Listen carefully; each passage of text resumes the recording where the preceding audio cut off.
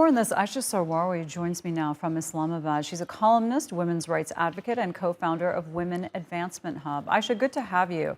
And especially when you look at the situation there in Pakistan after those devastating floods, when there is a crisis like that and the world is more attuned to want to help, is any of that aid money ever allocated to education to improve the situation overall?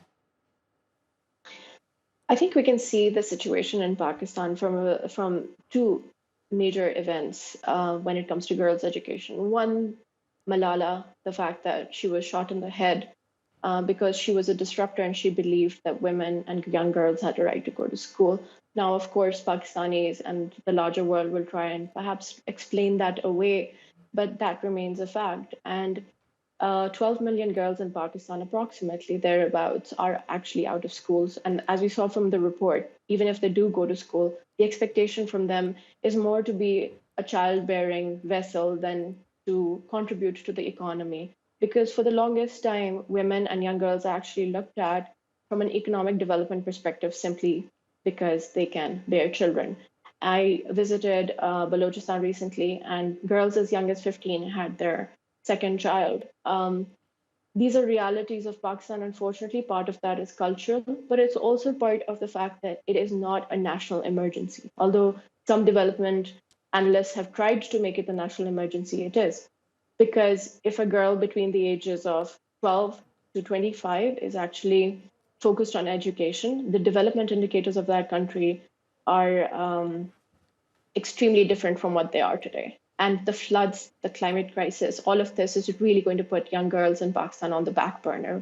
As the Secretary General says, it needs to be brought at the front of the agenda. Yeah, that's a really good point, that it's not considered an emergency. And, the world sort of gets used to these situations culturally and doesn't want to interfere for those reasons as well. So you have kind of a self-fulfilling prophecy. So in the work that you do you see any innovative solutions out there that have helped in some areas? I think technology can play a really large part because it's sort of like the enabler to leapfrog organizations and countries like Pakistan.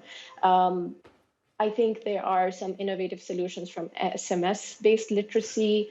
I think tech companies can really play a part. Advertising organizations can play a part in bringing awareness to the forefront because we do know globalization has its ups and downs, but the one good thing it can do is universally drive home the idea that girls should be in school. And by the way, this is actually a myth that most parents don't want to send their girls to school in Pakistan. Most parents do, even in the most remotest areas.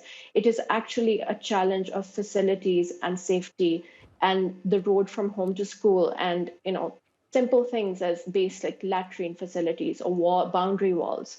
And that is a very big reason for why the girls are safer at home. And we know that they're not. Yeah, and poverty. I mean, poverty changes priorities. Aisha, it's so good to have your insights on the show. Thanks so much. Thanks for having me.